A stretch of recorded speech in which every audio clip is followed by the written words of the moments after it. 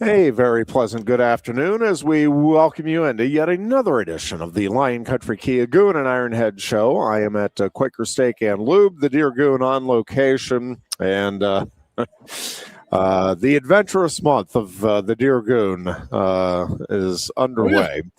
Best of luck to you, Deer Goon. We are hoping for the best. I get my mother-in-law had a new hip put in last week. I get my neck surgery done next week. So it's been and then, coming off the December surgery, it's been my wife needs a vacation just from taking care of between me and her mother. Yeah. It's pretty outstanding, but that's what love's about, Jeffrey. Amen, brother. Absolutely. Amen. Lots to get into today. We're obviously going to talk, since I'm on the program, a lot of Penn State Wrestling with the Big Ten Championships coming up Saturday and Sunday at the Bryce Jordan Center. I know. Who saw that one coming? How about those Penguins, Goon, too? The beloved Penguins coming off the Olympic break without Sidney Crosby, even Sans Crosby. Pretty good stuff through the first three games. The one overtime loss, but couple of really good wins, impressive wins for the Penguins, and remaining upbeat about the Penguins' prospects this season, dear Goon. Hey, I haven't even looked. Have they even diagnosed or released what Sidney's injury is? I don't know. Low body injury.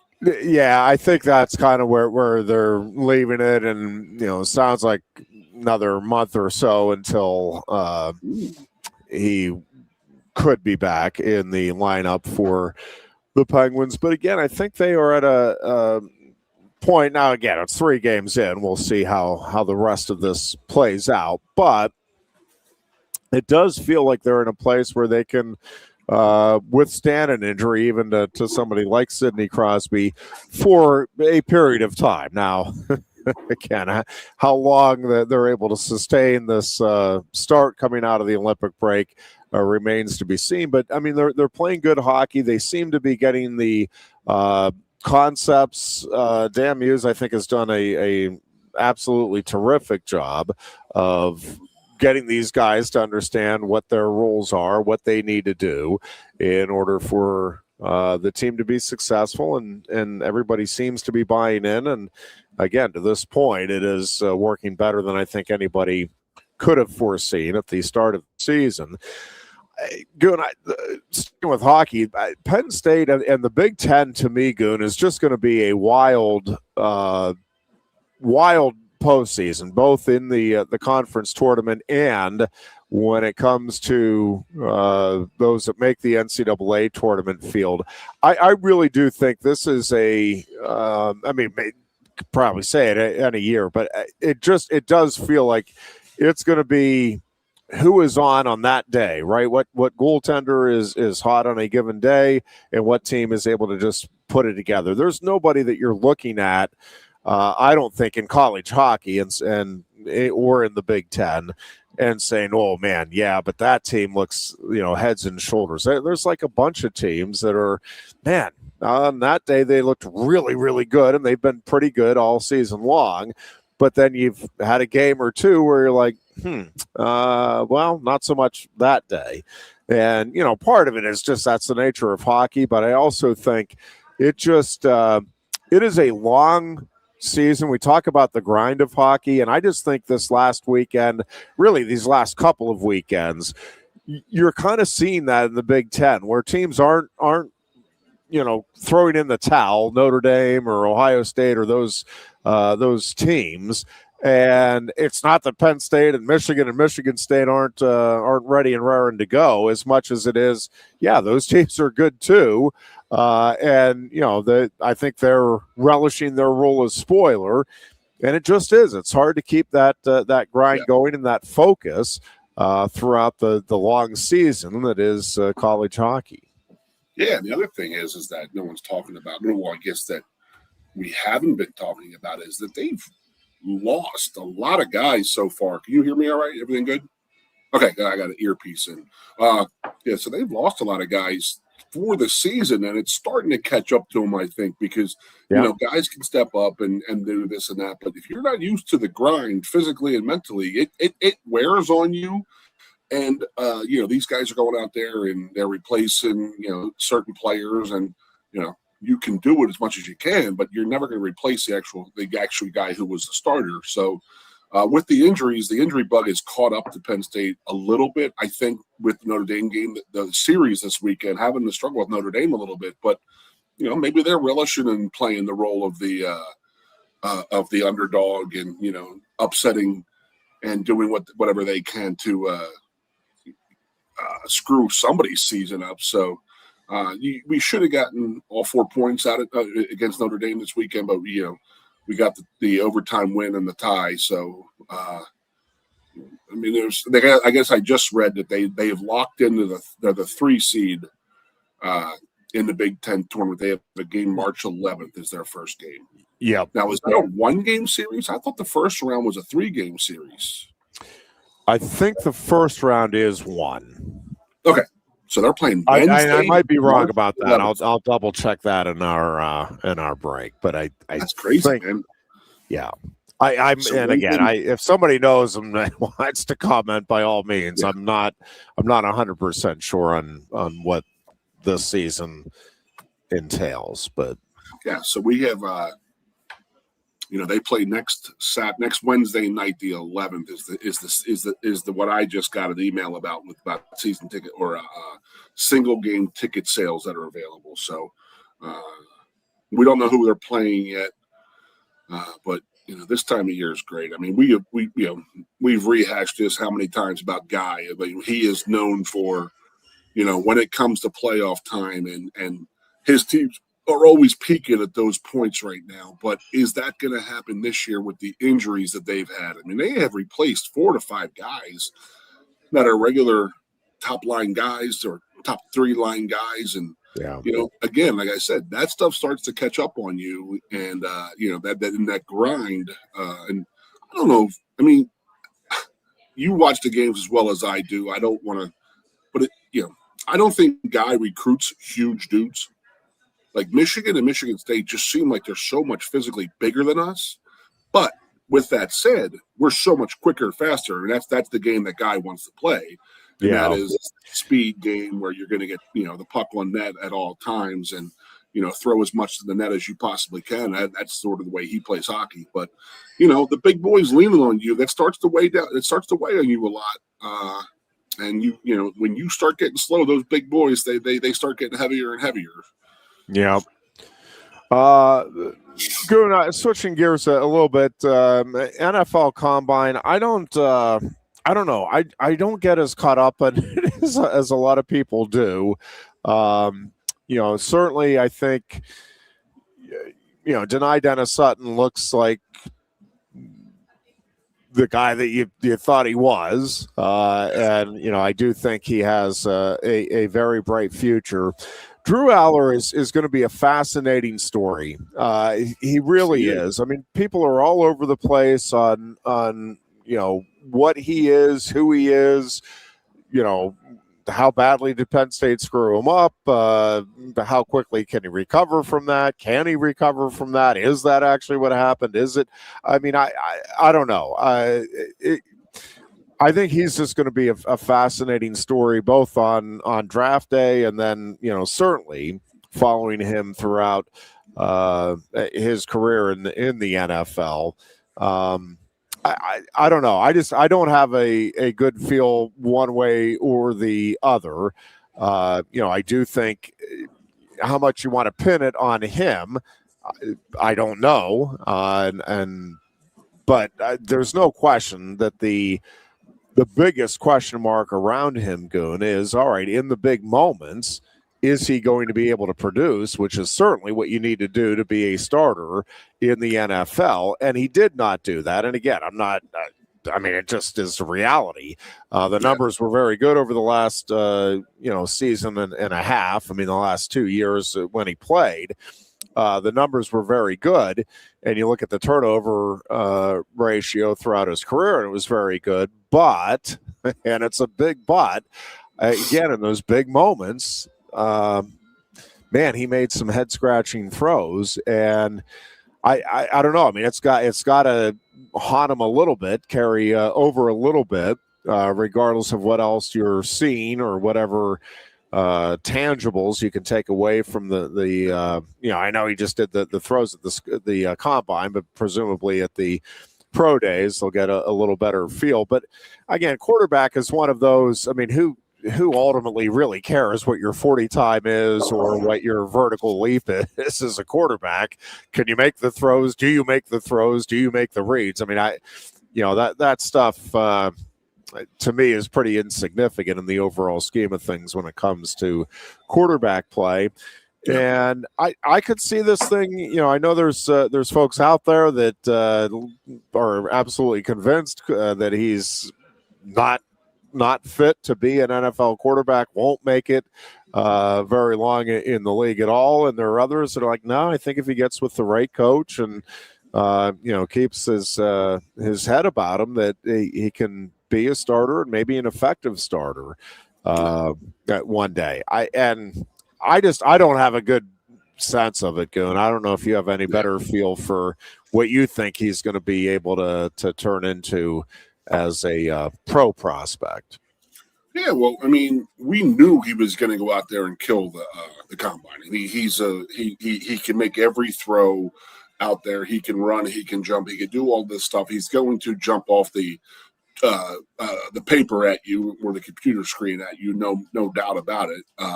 And somebody will fall in love with him, and then it's like. You can't make a hoe into a housewife. That's not the old scenario. And that is that like if you're not coaching this guy, he's not going to turn into a starting quarterback. But anybody in the NFL, I know how these guys think. And they're like, if this guy has the intangibles, an NFL coach, they are cocky and arrogant. They can say, I can fix him. I can make him better. I can do this. I can have him doing this. And it's just very disappointing, to be honest, Jeff. I mean, I just got to say it. And then it's just like, how good could he have been without James? Even when that audio got released of that tape that of Pat Kraft having that players meeting and stuff like that, and he was like, he's the one. You could tell it was his voice, and he said he went in the games completely wiped out, like. Everything was just talked about way too much. It was just too much. He was almost like he was tired going into the game mentally. Yeah. It's just over coaching. So I really, really would love to see this kid with an actual like star quarterback coach, offensive coordinator, head coach type of thing. Because I really do. I think that he can. I know he can play in the NFL. We saw that this past week with how he was throwing this and that. I mean, I love the fact that Mike McCarthy came off hard on him. He was aggressive with Drew and this and that. I'm sure Mike McCarthy walked away saying, "I like this kid." He took what I was giving him, and did he take it the right way? Yeah, I bet you he did.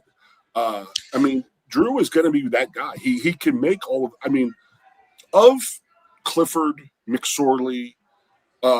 And Drew, I would say he's the most physically talented of those three guys, to be honest with you. He's the guy who can make all of those throws. Where Trace, he was a winner, and he could go out and lead the team and do this and do that, but he wasn't going to light you up with his arm.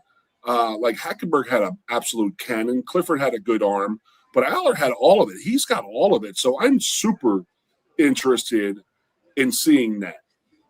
And that is that some NFL team will take a chance on him. And the fact that he was going from like day 3, they say he may have jumped into round 1. That's just going to prove you how bad the quarterback situation in the NFL is. And especially this. It's the one position where you're willing to reach. Yeah. Yeah. I mean, you have to. You have to make that reach. You're going to draft guys early and stuff like that. But I really do feel like Drew, he did himself very, very well going out there and handled himself well. And I would love to see him with some superior coaching going out there. Maybe sit a year behind. There's a guy out there in Western Pennsylvania named Aaron Rodgers. That's not a bad guy to learn from. to sit behind for a year or so. I mean, I'm talking for you Yinzer people, Ironhead. Yeah. But I mean, that would be a good fit for him out there, going out there and getting a year with Aaron Rodgers, and then going from there and seeing what he can do after that. Because again, the guy has it all. But again, it goes back to the late in the games. He did seem to throw some very, very suspect interceptions, and it was always like, man, God, it was that time. It's almost like, how many times did we say that in the last 2 years? Like, this is the time. It's going to be, we got the ball late in the game. We're going to get in the field, kick the field goal, win the game, or score a touchdown and win the game, and there's an interception. It was just like, it was disappointing to watch him play and knowing how good he was. But in his defense, I would love for him to have some superior coaching going into the NFL and see what he could do with that. But I do have to say this. I don't know who said it, and I constantly read Twitter, X, whatever you would call it, and somebody made a point, and I really, really should have saved it because it stuck with me, and that was, they were talking about Drew Aller on the television, and it was a blurb of him throwing the ball, and somebody said, can somebody please ask him why he didn't throw the ball downfield last year? Why? I mean, he was making those throws in that combine. It was like, holy crap, and he was gunning the ball. And I really wish I read who said the comment, but it would be interesting to hear him say, well, we were told not to go downfield, not to be aggressive, to be a little patient and this and that. I would be interested to hear that. Yeah, no, I'm with you. It'd be very, very interesting if he'd be willing to answer it publicly. What all was going in, and was it just what he was seeing, what defenses were giving him, or was there more to it? As many many of us suspect was the case. Couple of other things, Goon, just wanted to touch on here at the outset. The Katron Allen Nicholas Singleton. I am curious to see both where they go, meaning where in the draft they go, and then obviously, I guess also like where do they physically go? What teams do they go with? And then I think it's going to be fascinating to see how both of their careers develop. Singleton put up the better numbers. I don't think that's a terrible surprise at the combine. But, man, Allen just feels like he is, to me, Goon, built for the NFL. Like that is a guy that it just feels like is going to be, these days, you get a 6-year career in, you feel like that's a pretty lengthy career for a running back. But it feels like he'll be a 6 to 10-year guy in the league and will just have season after season of production. Mm-hmm. And, it feels, you never know. I mean, the injury thing is that can bite anybody at any time for any reason. But it feels less likely, less risky with him. Just, again, the track record of Penn State, but also just the way he's built and the way he runs. He's that more of the low to the ground, kind of built to absorb maybe the hits a little better. I don't know. A lot of things that I'm interested to see how this stuff plays out. And there are things that I think, and then we'll see in 10 years from now whether there is any accuracy there or not. Yeah, and we say it every year at this time we say it, but every year after the Super Bowl, and careers are over, and you talk about it. If you get with the right team, it is such a big thing to in the NFL for lasting in the NFL and for playing in the NFL. I mean, we've talked about it so much over the years and how running backs are a dime a dozen. You got a guy like LeGarrette Blount. There's a guy built low to the ground. He didn't have a super long NFL career, but he played in 2 or 3 Super Bowls. Yeah. He got 1 or 2 of them. But he was like that bruising guy that built low to the ground, and he made plays out there. But he didn't have a long, distinguished NFL career, but he was going to have a memorable one. But so much of it really depends, like I said, on who's getting these guys. Are they allowed to sit back? Like, I'm looking at the Detroit. They traded Montgomery yesterday for Drew Scruggs, and they got Jamar Gibbs and this and that. And are they going to draft? I mean, would that not be a good place for Allen or, for one of our guys? It would be a perfect spot right there. Yeah, and maybe that's what Detroit has on their mind right now, is getting a guy like that early. A later round guy, maybe getting him in the third or fourth round, where some are thinking him in the fifth and sixth round. But again, if you get to the right team, it's such a difference. It makes such a difference, and especially with the running backs, like we say, enough times you don't have that much time in the NFL, especially at running back, because there's 8 guys behind you, or 8 guys who want to be in the NFL who could do your job. And get with the right team. You had a coach that likes you. Understand the offense, make some plays. If you got to be on special teams, you got to be on special teams. But I think that this class, that the Penn State guys coming out, I mean, we had 9 guys play in like Senior Bowl games this year. We were a 7-6 team. It's like, man, what is going? Like, man, looking back, and the disappointment of last season it just never stops. It never ends when you're looking at it. Like, wow, holy crap, man, what could have been with these guys? I mean, how good these guys were, and how high they're going to get in the NFL draft. I mean, how do you lose 6 games with that kind of talent, especially older talent?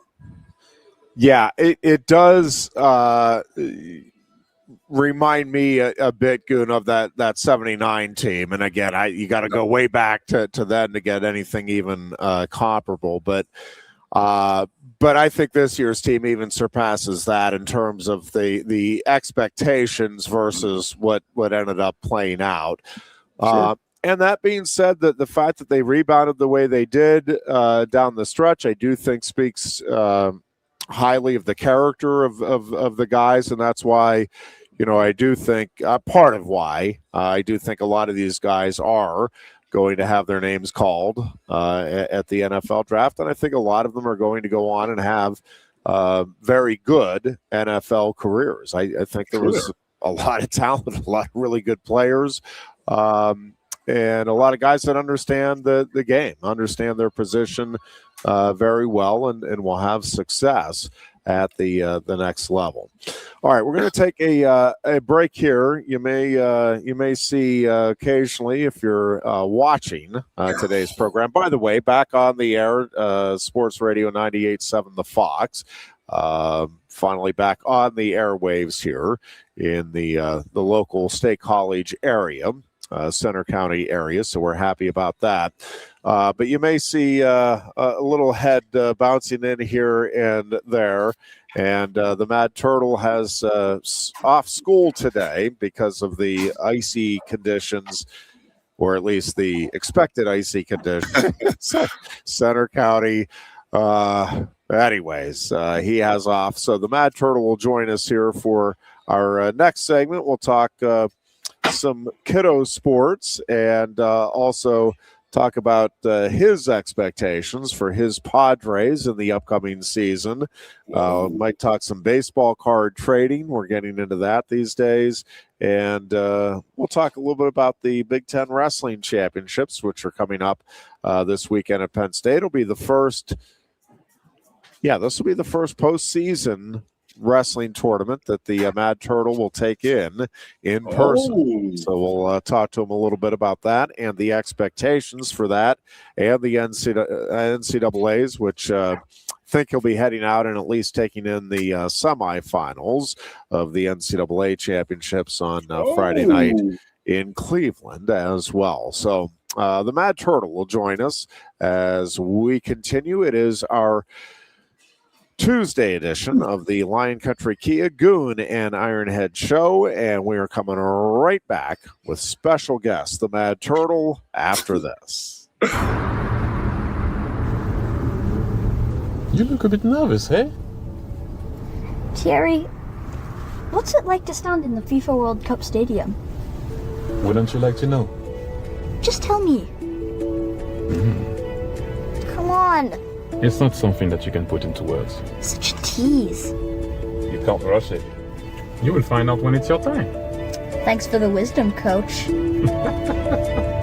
So, how much longer? Now go and make history, my man. Here's the World Cup you've been waiting for. Actually, the World Cup's been waiting for me. That's the spirit. Just remember who drove you here. Inspiring every step of the next legend. The official matchball carrier, proudly sponsored by Kia. Inspiration connects us all.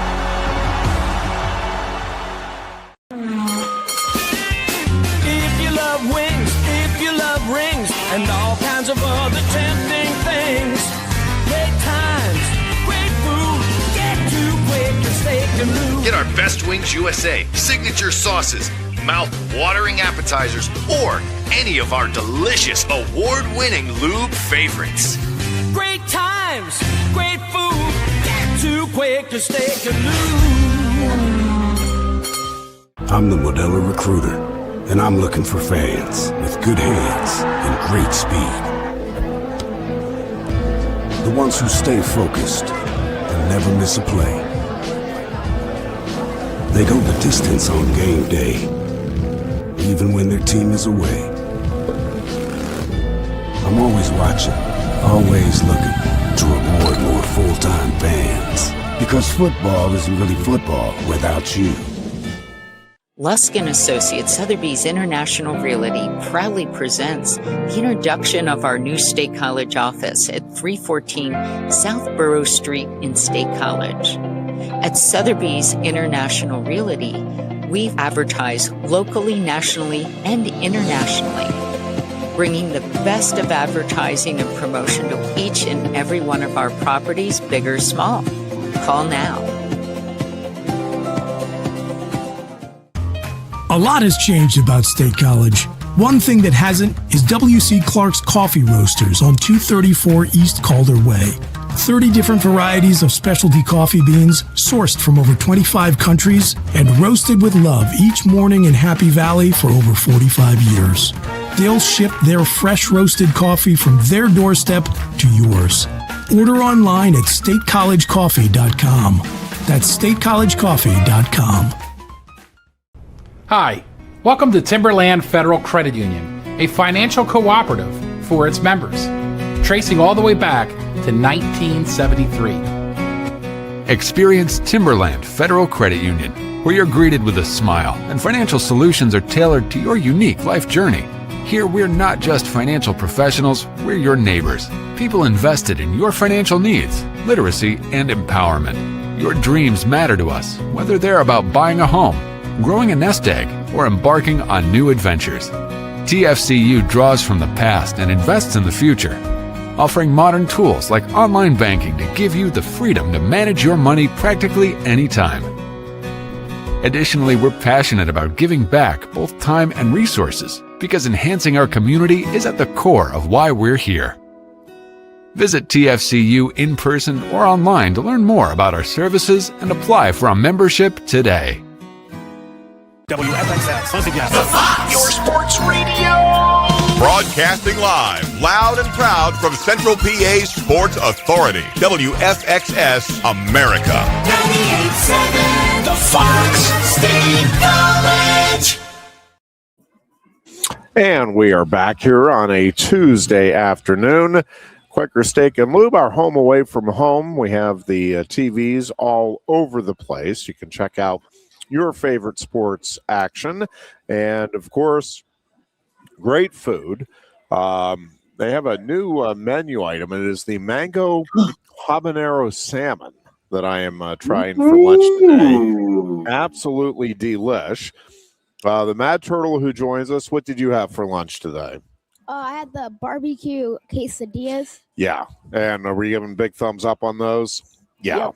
They are tasty. We have the quesadillas, the salmon. I like the steak salad has kind of become a go-to for me. I also like the orange chicken bowl.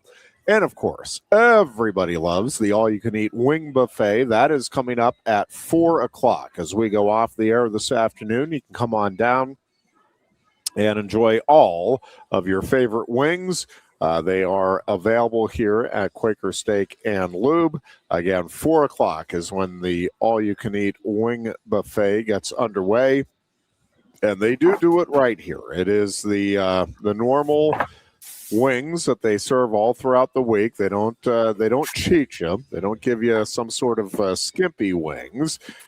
And if they have pretty much all of the favorite sauces, the most popular sauces are already out and available. But if there's something that you particularly like in the sauce realm and you're looking and you're like, oh, this is disappointing, man, they don't have my favorite sauce.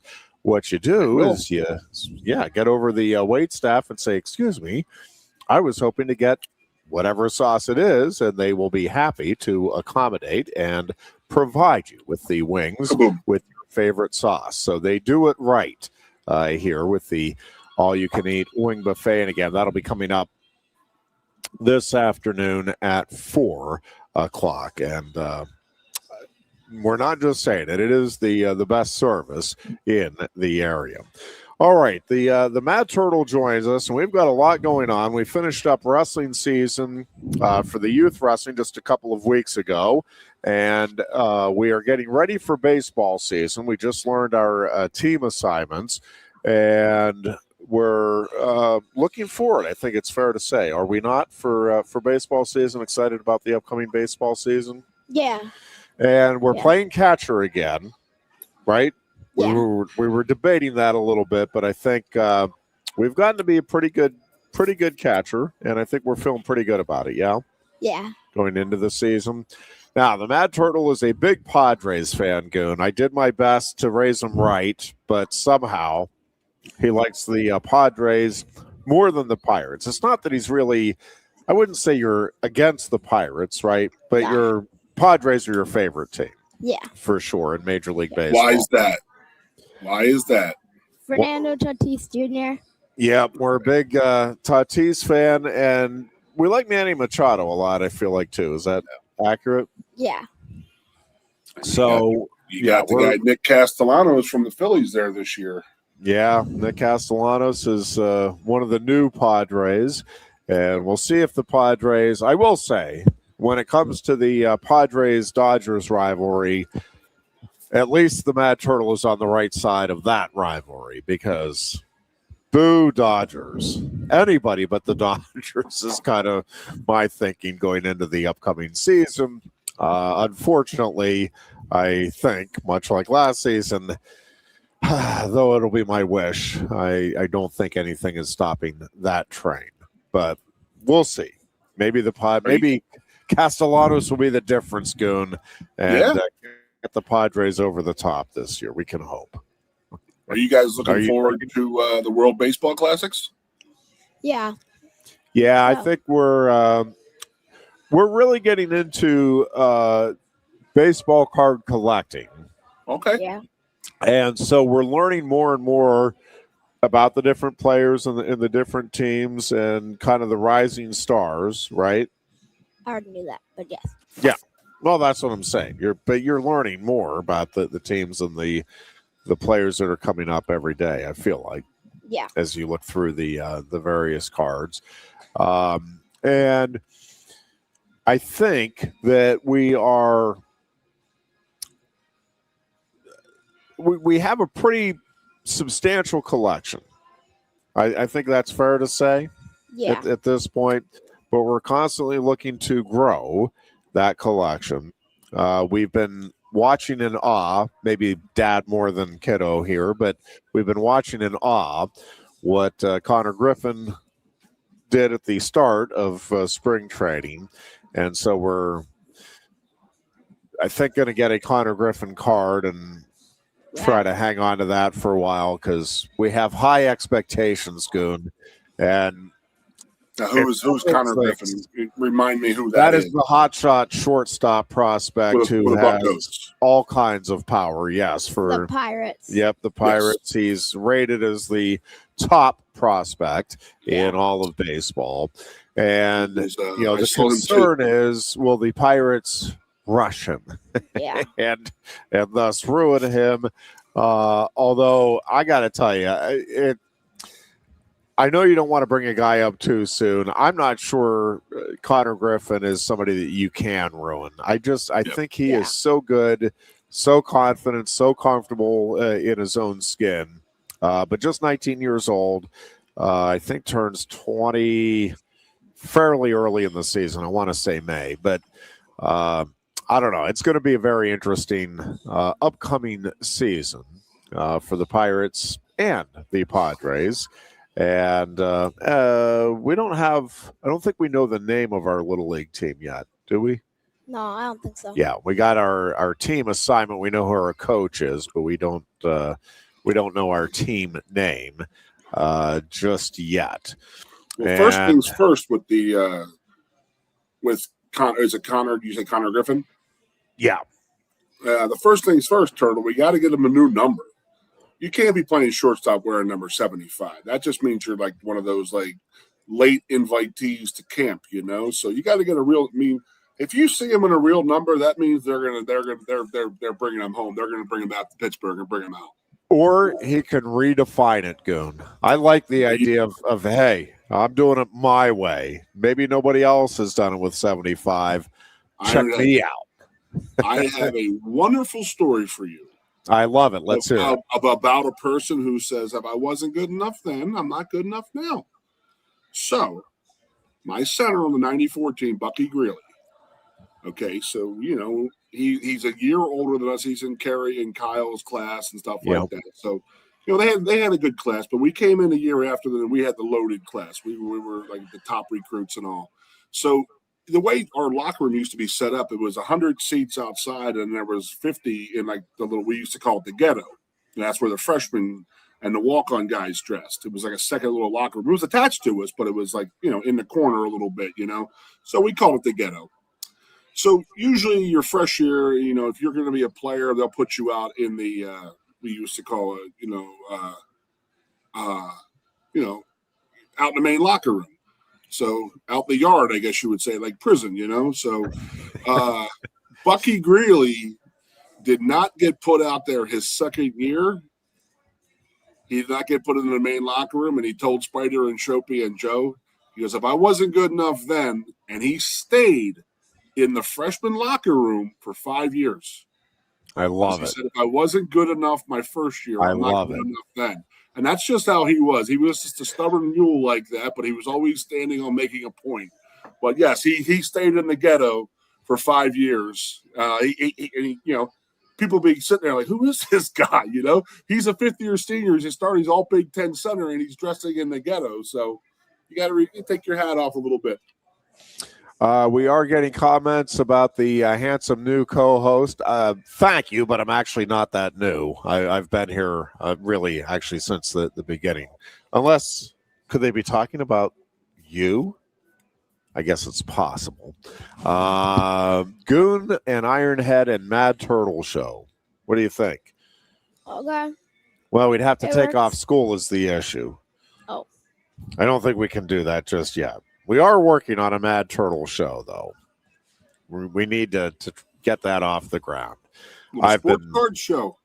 Dragging my feet. We want to do a we'll have to talk to the new management, but we have an idea for a Sunday morning show that would be a kids-focused sports talk show. Nice. And have some folks that have already agreed. I'll have to talk to new management about this, but we have a few folks that are interested in advertising on said show, and we have a format in place, and just need to follow through and get the execution going on that. What's the gist of it? What are we doing with it? What are you thinking here? What's your Sunday morning show? Do you remember? Hey, Mad Turtle, I'll help you out, but you gotta sell me on this show. I need sold right now. What do you got? Let's check it out. So first segment is gonna be like sports mostly, and like what's been going on in like my sports basically. Next segment will be like regular like MLB, NFL, like Penn State Wrestling. Yep. The next segment will be like trivia, and the last segment will be like a guest host.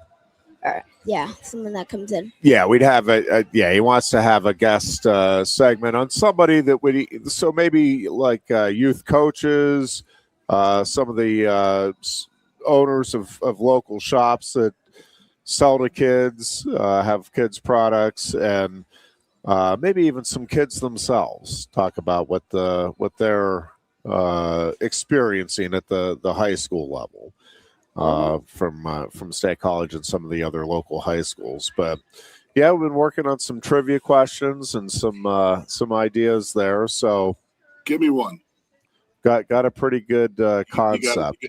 You got a good trivia question for me, Mad Turtle? Come on, you got one for me? Do you want to do who is the only 5-time NCAA champ? Well, it's easy if you know it. If people don't know it, fine. Well, go ahead. What's the question? Who is the only 5-time national champion in all of wrestling? Only one 5-time champion in the history of college wrestling. I think Ric Flair won 12, and Hogan won like 7 or 8. He's thinking WWE. We're talking real wrestling. We're talking the real thing, college wrestling. Mr. Carter Staracci. Yes. Told you it's easy. That was pretty easy. It wasn't easy because I worked with your dad. That's why it's easy. In this area, it's pretty easy, but a lot of areas it might not be as commonly known. But so I think we'll see how that comes along. We got to figure out a debut date for that and start focusing in on getting that going. When's opening day for baseball? We have, I think we just got the team assignments earlier this morning, actually. So I think practice will start here in a few weeks. I don't think until the other side April, of the month. And then usually the season begins, I think, in May.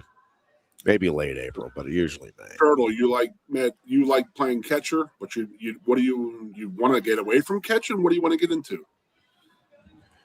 What are you thinking long term? I'm curious to hear the answer myself. Idea. No? Just see where it takes you? Maybe outfield. Why did you like catching? Why do I like catching? Mm-hmm. I think you like it because it keeps you involved. Correct. No? Would that be accurate? I loved it. I love playing catcher because you were always in the game. You're always, if you're playing outfield, you're bored out there sometimes if nobody's hitting the ball. But if you're catching the ball every time and you're involved, you're directing the offense and the defense. I love it. I also think, correct me if I'm wrong, but I think being able to wear all that equipment is kind of cool. No? How is that cool? I think it's pretty cool. It's awesome. I used to love wear it. the chest protector and all of the padding, all of the guards. Oh yeah.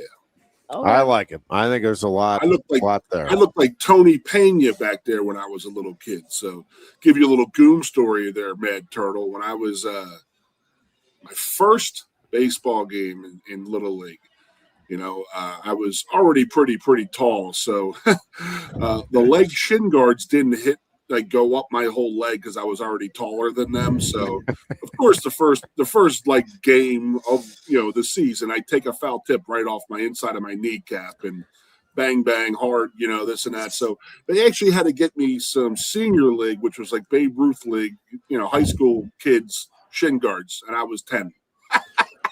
we kind of had the opposite problem. The first year he was a catcher, we were borrowing the league's equipment, and even their smallest equipment was a little big. We couldn't really get stuff tightened up to as much as it should be, so it was a little bit of a challenge. Nothing quite. There was a lot of rattling going on, and if we had to chase down a ball, it was a little more of a challenge than it probably even should have been. That's the difference between being a big Goon and a small Reggie. Speaking of small Reggies, you got a trivia question. You got a trivia question there, bud. All right. Do you know I do know Major League Baseball player who had a first name of Reggie and over 500 home runs? We've talked about him quite a bit. That is correct. All right. Reggie now, Jackson is correct. Horse, I know you're listening out there and watching. Horse, what high school did he go to, and what famous person was in his class? I have no idea. See if that one was for Horse. That was for the Horse. This is our buddy Horse. That's he seems to be really, really, really involved in the world. In the world right now. Let's just say that. So we'll give Horse a couple minutes to figure it out, so he can Google search who Reggie Jackson went to high school with. And there's also a dovetail to that question of what high school it was. He's in detention now. You can't look it up, so many times I've had to say that sentence, but exactly right. So we'll give the Horse. So you got a 3-part question here, Horse. What high school did Reggie Jackson go to? Who was his classmate in the same high school, same year? And there was the other classmate was a world famous person right now. And then the other question is, many years before Reggie and this other person went to the same high school that has a lot of Penn State connection. We'll see if the Horse has any kind of answer. I have a guess, but it's just a guess. Couple of other. Reg, are you still doing the? Are you still doing the climbing, the rock climbing stuff? Or all right? How's it? How you doing in that? Pretty good. Yeah. What level are we up to? Class 3, because I would be on the team right now because I have the skill to be on the team, but I'm only 10, and you have to be 13, I think. And you're already climbing as much as them? Yeah. Good for you, bud. Yeah, we've been. I would say we've been enjoying that about as much as anything we do. Yeah. Yeah. Rock climbing, we like the challenge of it and then being able to accomplish. And I feel like we have some really good instructors out there that are helping as well. I think that's a really good class. Are we still grappling? Are we still wrestling, bud? We finished up for this season. I mean, we'll get back to it, but yeah, it was an injury-riddled season. This year kind of took what we could get, which wasn't much. Just we battled through injuries throughout the wrestling season. Didn't really go quite as planned. Along those lines, are we excited about going to our first Big Ten Wrestling Championships? Heck yeah. We've seen them on TV, but we get to go this weekend and see them in person for the first time. And what are we thinking about Levi Haynes being seated number 2, Reg? Have you ever seen anything quite as ridiculous? No.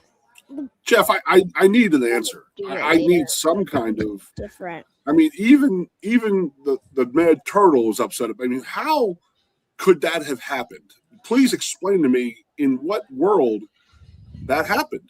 It's like the machine messed up, basically. So since all the guys are scared of Levi Haynes, they put in their starters, but then he only gets 15 points for beating the starter or the backup, and so then he doesn't get as much points as the other guy, even though he has 3 losses, and the one loss was to Levi Haynes. Yeah, this is one of those things, Goon, and this is where I really do think, because when it first came out yesterday, I was on another show as a guest, and they're like, how do you explain this? I said, well, you You don't, because it in no world does it make any sense, even with whatever computer system you're using. Yeah. Again, if you compare the resumes, I mean, and Christopher Minto, by the way, is a terrific wrestler. This isn't any kind of a shot at Chris Minto, who is, again, terrific for Nebraska. And, I'm not sitting here telling you there's no way he couldn't win the thing. But he has 4 losses on the season. He has 2 losses in the Big Ten, 1 head-to-head to Levi Haynes. He also lost to Patrick Kennedy. And this is where you get into the mindset of, well, we want to be completely objective. And so we use the WrestleStat computer system, and you throw in the numbers and it spits it out. And the intention, even with the way it was set up, was right. The problem is the information that was provided, or the program that was provided, is terribly flawed in that instead of punishing a team for not wrestling its starter, which I do think was the intent behind, all right, we're going to have common opponents be part of what's used here as this conference formula. The problem is Levi got penalized because a guy was willing to wrestle. And by the way, I shouldn't say willing. People suspect that guys are ducking. You don't know that. And wrestling is a very physical sport. It very well could just be that the injuries occurred when they occurred, and that, either way, Levi didn't get to wrestle 4 of the opponent's starters, which, again, Levi wrestled, and he wrestled whoever the other team threw at him. And that's all you can do. And the intent was to penalize teams for not wrestling their starters in those duels. The problem is it also penalizes the starter for the other team because he's not facing your starter. And that's where this thing just got off track. I really don't understand. I don't know what all went into the initial thinking that, hey, let's get away from what we've been doing, which is the coaches just get together. Yeah, isn't there some kind of thing about that? Like there's a third party that's making these decisions now? Yeah, WrestleStat. Yeah, no, they put it out, and that was the computer system that WrestleStat has. But the information and the setup was provided to the coaches. And again, I just don't think it was well thought through in the way that information is utilized. So, I think they just need to go back to the coaches doing it. There were not any problems with the way, every now and then you're going to have a debate if you have 2, like Marcus Blaze and this year and Lucas Bird. All right, you have 2 undefeated wrestlers. Marcus Blaze has faced a little better schedule, has been slightly more dominant. I would use, and I don't think anybody would have a problem with it, including Marcus Blaze and Cale Sanderson, is, all right, Marcus maybe has faced a little tougher schedule. Again, you can only wrestle who the other teams put in front of you. But Lucas Bird also, again, when you have 2 pretty even resumes, and again, Marcus is slightly better this season, but I do think then you weigh in, well, yeah, but Lucas Bird is also the defending Big Ten champion. He's not really defending, but he's the reigning Big Ten champion, more accurately. He doesn't lose the Big Ten title he won last year if he doesn't win this year's Big Ten title. So, but, he did win the Big Ten title last year. He is undefeated. He won the national championship last year. And to me, that should count for something, and at the end of the day, Lucas Bird should be the slight number 1 seed over Marcus Blaze. Now, right now, it is the other way around. I don't know how hard, or I presume Illinois, under new head coach Jeremy Hunter, the Penn State All-American and national champion. Congratulations. Absolutely. Don't know how hard Illinois will fight for that, but I suspect they'll fight pretty hard. And again, to me, that one makes sense. I think Lucas Bird should be the 1 seed. I think there's a good argument to be made for Marcus Blaze, but at the end of the day, the Levi Haynes one is particularly bizarre because, well, you can make an argument for Marcus Blaze or for Lucas Bird.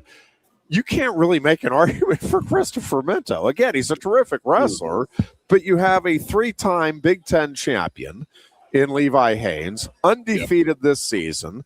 He has been dominant this season. He won the head-to-head matchup over Davino. He is 8-0. Davino is 6-2. Minto is 6-2. I'm going back to Marcus Blaze and anticipating him and Ben Davino. Christopher Minto is 6-2 in Big Ten competition. Levi's 8-0. Again, Levi wins the head-to-head matchup. Like, there's not a single reason that you can come up with why Minto would be seated ahead of Levi Haynes. I mean, every possible matrix that a common sense person would use, it's like, well, who's been more dominant? Well, that's Levi. Who has the better record? Well, that's Levi by a pretty wide margin. Well, yeah, but was there a head-to-head matchup? Well, yeah, there was, and Levi won it. Well, again, whatever criteria you want to use, every single one would be Levi. And so that one just needs to be rectified. Now, they have this point process, and I don't know whether Levi, I can't imagine that he's not within 15 points of Christopher Minto. I can't imagine that the computer model is that screwed up that he's actually like 16 or more points behind Minto. But the way it is set up, if you're 15 points, if there are 15 points or fewer separating the wrestlers, then there can be a coach's challenge. I have to believe that Levi is within that margin of error and that they will rectify that one. Now, I will say that where there are some tricky ones, like I don't think anybody thinks Brandon Cannon, the undefeated 157-pounder for Ohio State, should be seated 7th. But where should he be seated? And I do think that becomes a little tricky. Now, there's no question that he was injured. Again, this isn't the reason they went to this model in large part was to discourage people from what they call ducking. And, you know, all right, you say you're injured, but you just don't want to wrestle that guy because you're trying to protect a seed later in the season. I'm okay with the idea of dinging the starter for a backup's loss in a dual meet. That, to me, makes some sense. Is it completely fair? No, especially when somebody has a legitimate injury. But again, how else are you to fairly reflect one person's consistency over the course of the season and another's just non-performance?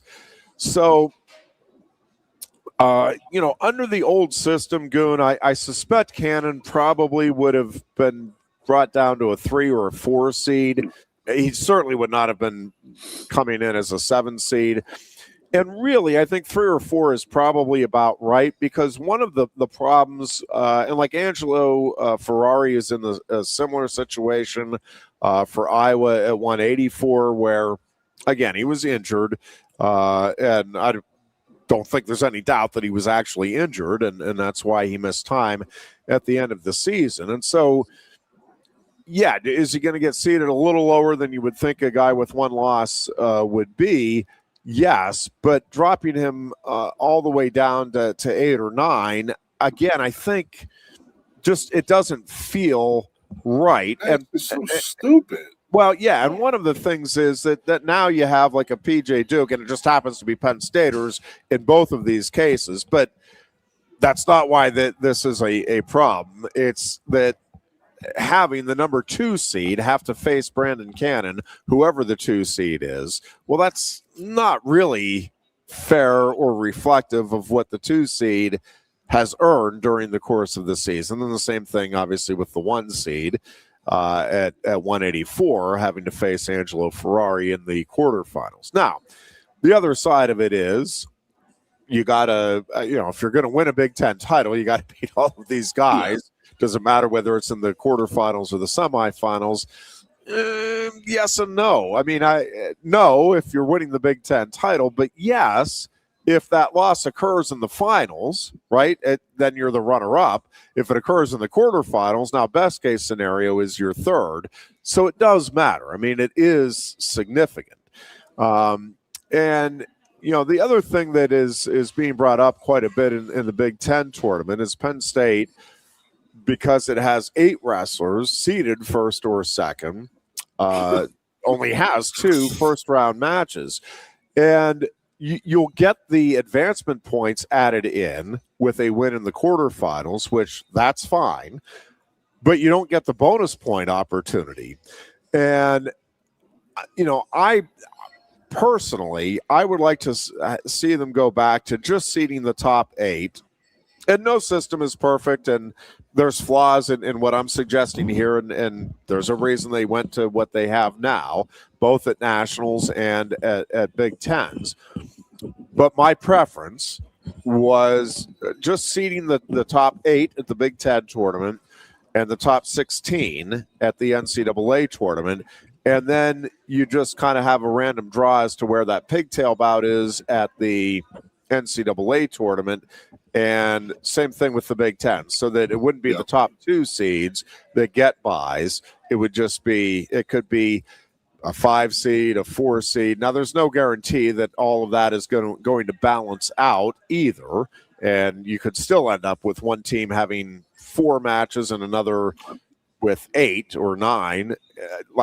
I get it, but it feels like there's at least an opportunity there to be more balanced, more fair about it. Now, the other thing they could do, listen up, dear Oregon and Washington, is add a couple of Big Ten teams and get 16 teams in there so you don't have to worry about first-round buys. That would be the ultimate solution, but I've not heard any real talk, as much as I'm hoping to hear that talk, that Oregon or Washington would be looking to add to their programs.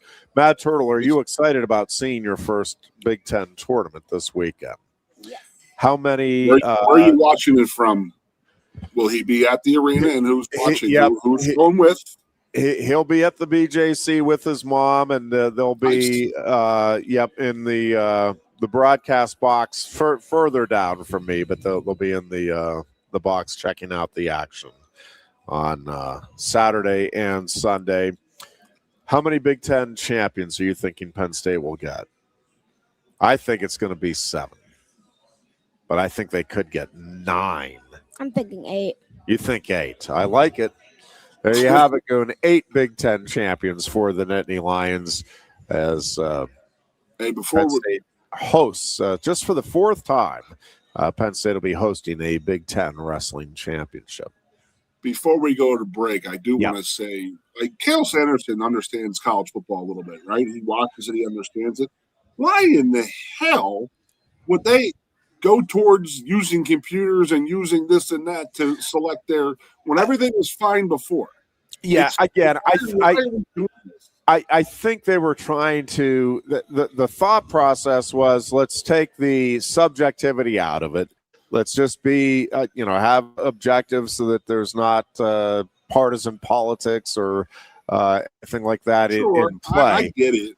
I mean, I get it as far as the intent, and maybe they were looking at, hey, we can save a little time for the coaches. I mean, because I do think these staffs, I don't think it's just a willy-nilly thing. I think they take their time, and it's like, all right, this is – the thing is, I'm with you. At the end of the day, what they were doing worked. I mean, the coaches, they weren't – they know who's best during the course of the season, and they're fair about it. I mean, they just are. They can recognize, hey, I love my kid. I want him to be seeded number 1, but he has a couple of losses, or he lost that head-to-head matchup. Obviously, seeding wise, he has to be seeded 2nd or 3rd or whatever the case may be. And I just think, I think they'll go back to it next year. I think this was a horrible experiment, and I think everybody now recognizes that.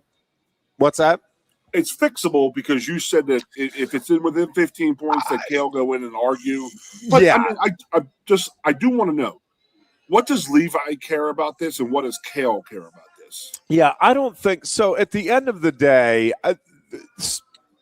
I don't think Levi cares Doesn't one matter, way or right? another. Yeah. I think you could seed him 14th and he'd be perfectly happy. He just wants to go wrestle, and whoever you put in front of him, he'll wrestle and have fun with it. And I don't think it's a big deal to him, and I don't think it's a huge deal to Kale. What I think the point is if you're going to wrestle the season to determine the seeds, then the seeds need to reflect what you've earned.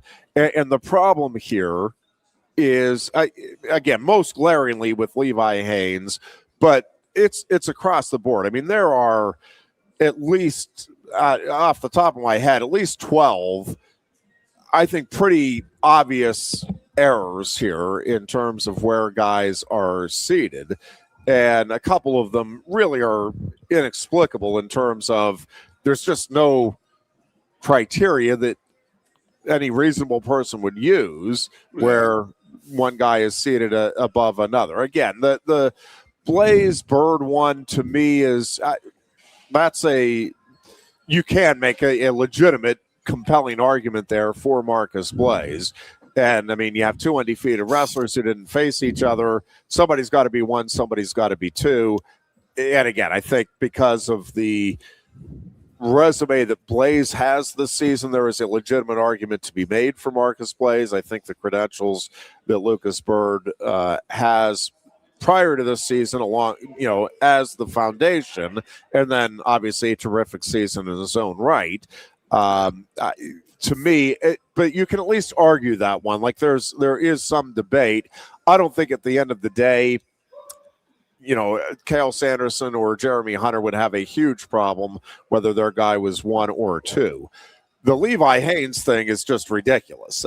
Again, it is absolutely preposterous that Levi would be ranked behind a guy that has 4 losses, 2 in the Big Ten, lost the head-to-head matchup, doesn't have the credential. I mean, again, it's absolutely preposterous.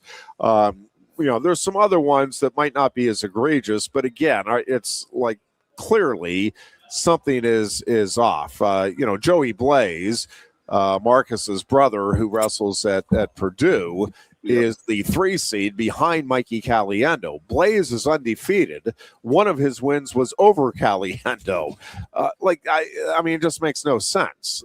So that's a pretty glaring one as well. Now, I don't know with the rules that are in place, they will be able to rectify some of this for sure.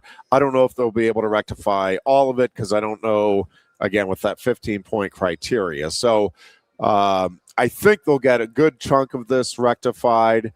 And then I think, certainly hoping that next year we go back to just have the coaches do it. It was working fine. There were not any great atrocities that were occurring. The debates that maybe they did it to. Maybe they did it on purpose to say, get this in sooner, coaches, or we're going to go back to this computer thing. No, the coaches are the ones that this was the coaches that voted to do it. So an experiment gone awry. We will take a break here and be back with another hour, a second hour of the Lion Country Kia Goon and Ironhead show. Good job, Matt Turtle. Thanks for joining us. Thanks, buddy. You can keep hanging out if you want. Get some wings in you. Go get some wings. Yeah, that's always a good idea here at Quaker Steak and Lube. Again, we're coming right back after this timeout on Sports Radio 98.7 The Fox. You look a bit nervous, hey? Thierry, what's it like to stand in the FIFA World Cup stadium? Wouldn't you like to know? Just tell me. Come on. It's not something that you can put into words. Such a tease. You can't rush it. You will find out when it's your time. Thanks for the wisdom, coach. So, how much longer? Now go and make history, my man. Here's the World Cup you've been waiting for. Actually, the World Cup's been waiting for me. That's the spirit. Just remember who drove you here. Inspiring every step of the next legend. The official matchball carrier, proudly sponsored by Kia. Inspiration connects us all.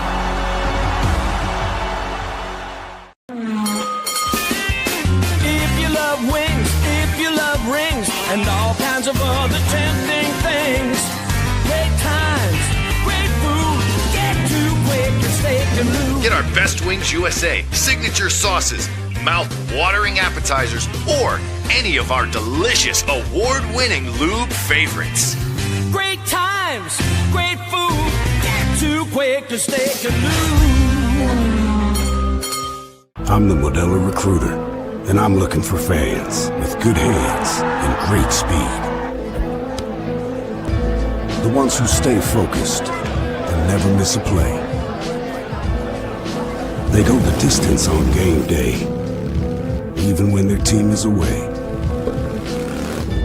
I'm always watching, always looking to reward more full-time fans. Because football isn't really football without you. Lusk & Associates Sotheby's International Realty proudly presents the introduction of our new State College office at 314 South Borough Street in State College. At Sotheby's International Realty, we advertise locally, nationally, and internationally, bringing the best of advertising and promotion to each and every one of our properties, big or small. Call now. A lot has changed about State College. One thing that hasn't is W.C. Clark's Coffee Roasters on 234 East Calder Way. 30 different varieties of specialty coffee beans sourced from over 25 countries and roasted with love each morning in Happy Valley for over 45 years. They'll ship their fresh roasted coffee from their doorstep to yours. Order online at statecollegecoffee.com. That's statecollegecoffee.com. Hi, welcome to Timberland Federal Credit Union, a financial cooperative for its members, tracing all the way back to 1973. Experience Timberland Federal Credit Union, where you're greeted with a smile and financial solutions are tailored to your unique life journey. Here, we're not just financial professionals, we're your neighbors, people invested in your financial needs, literacy, and empowerment. Your dreams matter to us, whether they're about buying a home, growing a nest egg, or embarking on new adventures. TFCU draws from the past and invests in the future, offering modern tools like online banking to give you the freedom to manage your money practically anytime. Additionally, we're passionate about giving back both time and resources because enhancing our community is at the core of why we're here. Visit TFCU in person or online to learn more about our services and apply for a membership today. WFXX, once again, The Fox, your sports radio. Broadcasting live, loud and proud from Central PA's Sports Authority, WFXS America. 98.7, The Fox, State College. And we are back. So I finish up my glass of water here. Good. There you go. It is our Tuesday edition of the Lion Country Kia Goon and Ironhead show. Again, I am over at Quaker Steak and Lube, where they are gearing up for the all-you-can-eat wing buffet coming up here at 4 o'clock. Goon, again,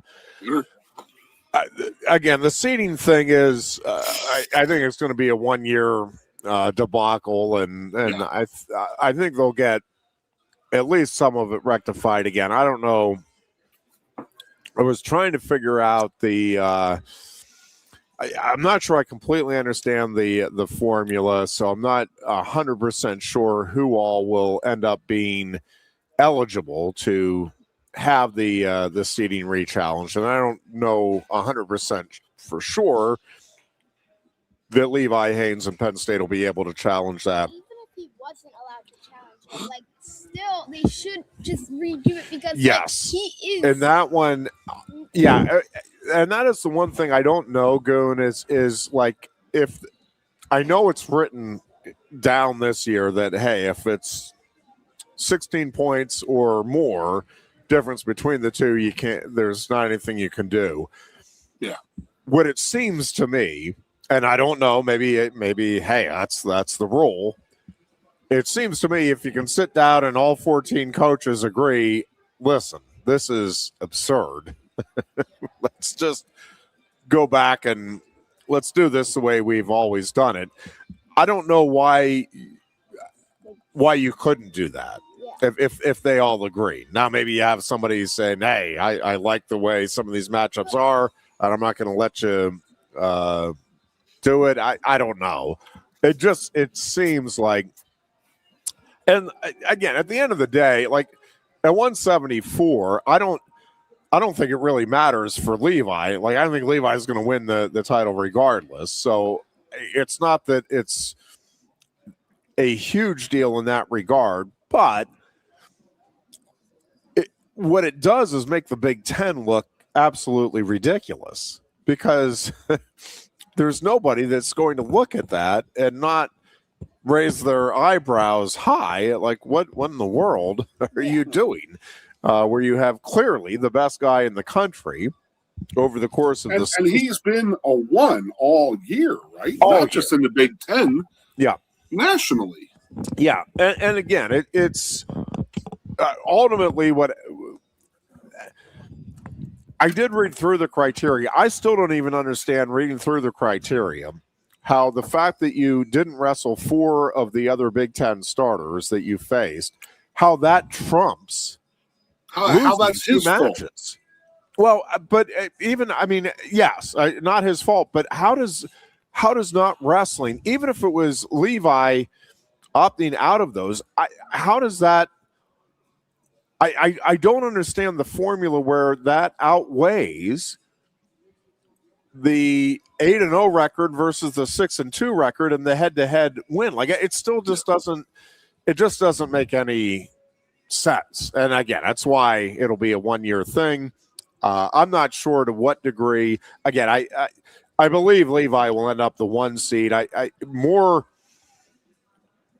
interesting or more probably concerning for Penn State fans is, does Angelo Ferrari end up seated higher than where he is so that he and Rocco Welsh don't meet in the quarterfinals? Now, it's not, I don't think Rocco Welsh is sitting there fearing or losing sleep over the possibility of wrestling Ferrari in the quarterfinals.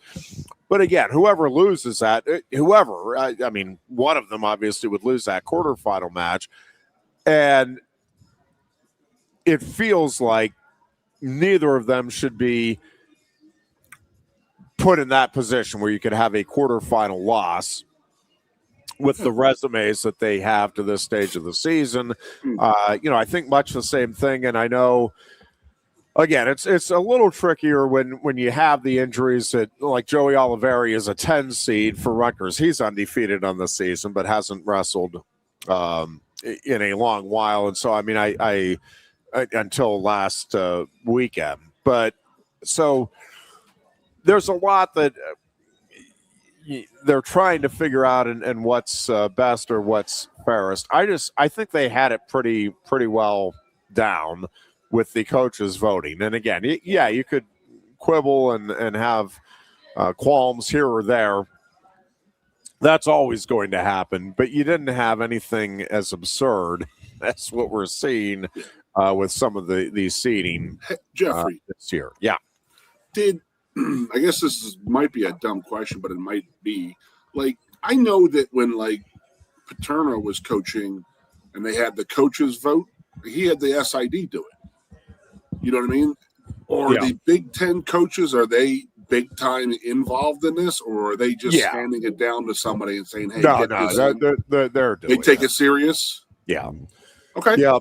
So, because it's their wrestlers. Well, I mean, and so, at the end of the day, I think they'll go back to that, and I think it was working perfectly fine. It also didn't start as much conflict as this. That is for sure. It was nowhere near as much. Maybe they want that, Turtle. Maybe they want the controversy. Maybe they want it. We're talking about it, right? We're talking about it, but we're talking how foolish. We're talking about how foolish the conference looks, and I don't know that that's necessarily. Turtle. I'm not sure I subscribe to any publicity is good publicity. I don't think this is good. Reg, you want to hear something stupid? Sure. So in college football, back when I played, like you would go and play all your games and you'd go undefeated, then you'd have a bunch of politicians and sports writers, like you did, write down who they think would be number one versus number two, and then that's how you decide it. Isn't that stupid? They wouldn't let the teams play each other. Kind of makes no sense, right? Out of the mouth of babes right there. That's the yep. Isn't that stupid? Yep. Yeah, they didn't have a college football playoff. Why? That is that's what we were asking for decades. I was your age and I was asking that same question, buddy. Yep. Yeah. Now I'm only like 12 years older than you now. So when I was your age, 12 years. Yeah, they did have bowl games, but they were locked into the different conferences were locked into different bowl games, and so you couldn't match up some teams against each other. So you would just have voters. Yeah. Isn't that dumb, Turtle? Stupidest thing you ever heard of, isn't it? Yes. Dumbest way to decide a championship ever. Yeah. It really, it was bad. It was really bad. Yeah. So I got to ask Horse's question. Did you read it, Jeff? I'm just getting to it. I didn't know that. Is it really? Yeah. Netanyahu? Yeah, Benjamin Netanyahu. Okay. They grew up in Cheltenham, Pennsylvania.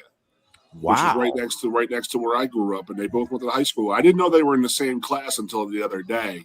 But there is another pretty important person from Cheltenham High School in Penn State football history and lore, and that is Mr. Wally Triplett. Who? Isn't that crazy? That is crazy. From a school you really don't even know much about. I mean, you wouldn't even think that Reggie Jackson's a Philadelphia area guy, but he is. Yeah. And then it's even weirder when Benjamin Netanyahu is the prime minister and ruler of Israel, and he's went to high school with Reggie Jackson in the 70s. It's crazy. 60s. Yeah. It's nuts, right? Truly. Wally Triplett was the black football player for Penn State at a time when the one where was he the one that created We Are? It was, buddy. That's the legend anyway. Lou Prado kind of corrected that, but yes, we'll stick with the legend for the purposes of this discussion. And yes, the players decided they would not stay at a hotel unless they could all stay there together. All right, good job, Turtle. Yeah, very good job. Goon, as far as are you heading? I'm forgetting now. Oh, you're not going to Big Tens, right, this weekend because you're I might because I. Okay. No. I'm home tomorrow. I'm back tomorrow.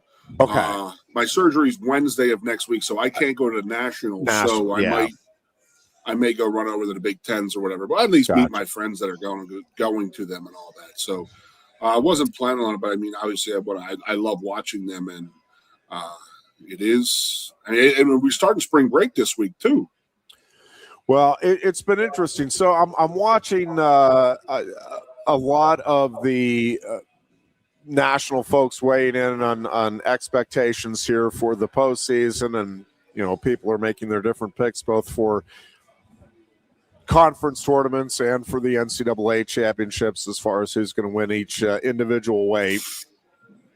And I've seen a couple of pretty prominent national folks say that they really think Penn State could end up with 8 national champions, which again, they could, and I would argue actually, I think they have 9 legit contenders. You said it to me last week. You were talking to me about that last week.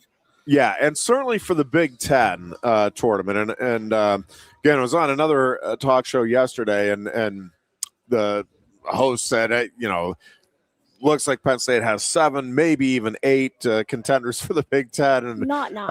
And I said, well, I'll do you one better. I think they do have 9 because of the way Cole Mirasola is wrestling and the confidence. For the Big Tens, for the Big Tens. For the Big Tens.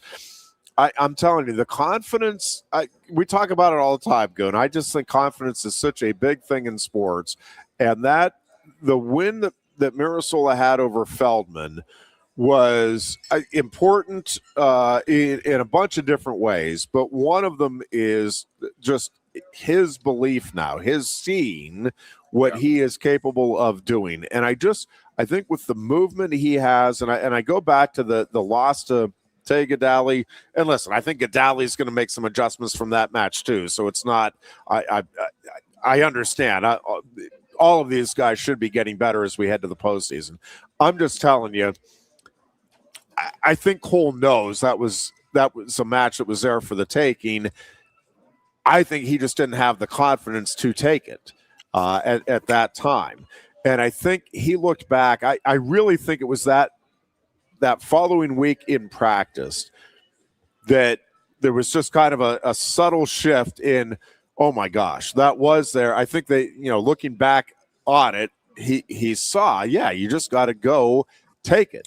And then when he had that opportunity against Feldman, he did take it. And I just think, I look at that heavyweight division and I think it's wide open. I mean, I think there's probably at least 6, maybe as many as 8 guys that could win I'm talking about the Big Ten tournament now, could win the conference tournament. I just think the way Cole is wrestling, and if the seeding there, if the pre-seeds hold, and Cole is the 4 seed and Gadali is the 1 seed, I think Cole has the advantage in that semifinal match. And I talk about this a lot. When 2 guys are pretty evenly matched, I think the guy that lost the most recent meeting has a slight advantage because he knows that he's right there and he knows he needs to make an adjustment. It's harder to make an adjustment when you've won, right? You know what you did work. And, I just think it's harder to convince yourself, even if I can't wrestle the exact same match, obviously, but I think it's harder to convince yourself that you've got to change something up because you won the match. And so I think that is a matchup that Penn State and Cole would really like to get in the semifinals. And by the way, it's not a given that he's in the semifinals, and I understand that. I mean, again, quarterfinals in at all of these weight classes are going to be tough wrestling for everybody. But I do like Cole's chances of getting to that semifinal match. I like his chances of winning that semifinal match. And then, again, you're in the finals. If it is AJ Ferrari, I think you'd love another opportunity at him if you're Cole, because you were right there last time. If it is Feldman, again, you have the confidence of knowing you beat him last time. So, I think that weight class is actually pretty wide open. But is he the 9th? Is he the 8th you're talking about, or 9? Yes. Okay. That's what I thought. I just wanted to double check it. Yeah, and then in the conference tournament, I have to tell you, I like Braden Davis's bracket and his opportunity to get to the finals. Now, Jesse Mendez, like everybody, Mitchell Messenbrink included, is beatable. There's nobody out there that can't be beaten. But I'm not expecting Jesse Mendez to lose. I'm not expecting Mitchell Messenbrink to lose. And so I think Braden Davis, getting to the finals obviously would be a huge deal.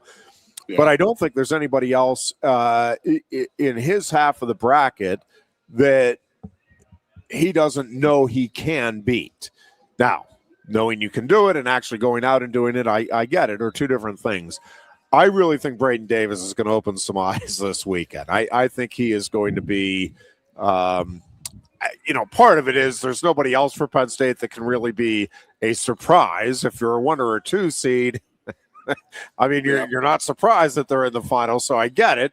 Braden's the only one that really has an opportunity to, oh, man, that was surprising with the results in a good way. I mean, obviously there could be some other surprises, but they wouldn't be in Penn State's favor. So I get that's part of it, but I think Braden is – I think he is going to have a really good postseason.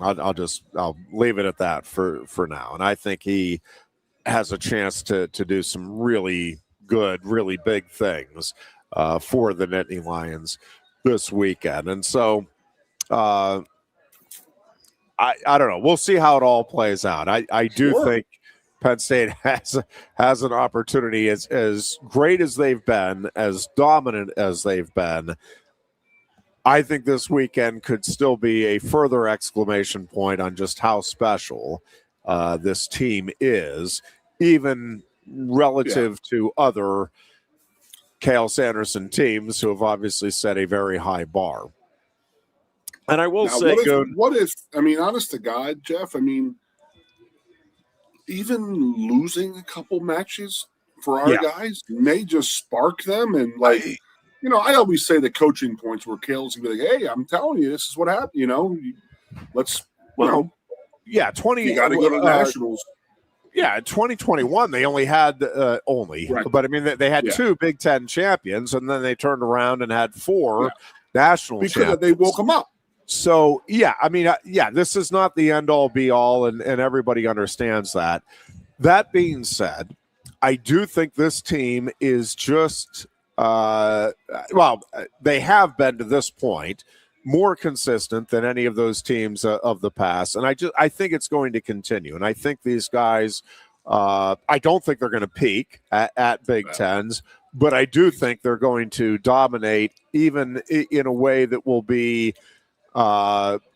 surprising to folks that have even followed and been impressed with what this team has done. Again, you have 7 undefeated wrestlers going into the postseason. There's only 22 undefeated wrestlers in the country. So, you know, darn near a third of the undefeated wrestlers in the nation are on this Penn State team going into the weekend. And, you know, if Penn State has its way, that percentage will even grow over the course of this upcoming weekend. Hey, travel-wise, when are the teams going to get in? Do they come in? Will they come in Friday for the Saturday matches, or they come in like Thursday? I think most will. I would expect most are coming in Thursday. Late afternoon, Thursday night, so that they're here and can get a night's rest in the hotel, make the adjustment, and then get a couple of lighter workouts on Friday. You told me, when we started this 5-6 years ago, it still resonates with me, and that is that all these guys have different appetites and menus and rest and all that stuff for their weight class and stuff like that. I mean, some guys like this were like, again, all I could do was compare it to football, and that was like we all got the same damn thing. Like, Cliff Dingle, our corner on the 94 team, was eating the same steak, potatoes, chicken, and lasagna as the same size plate as I had.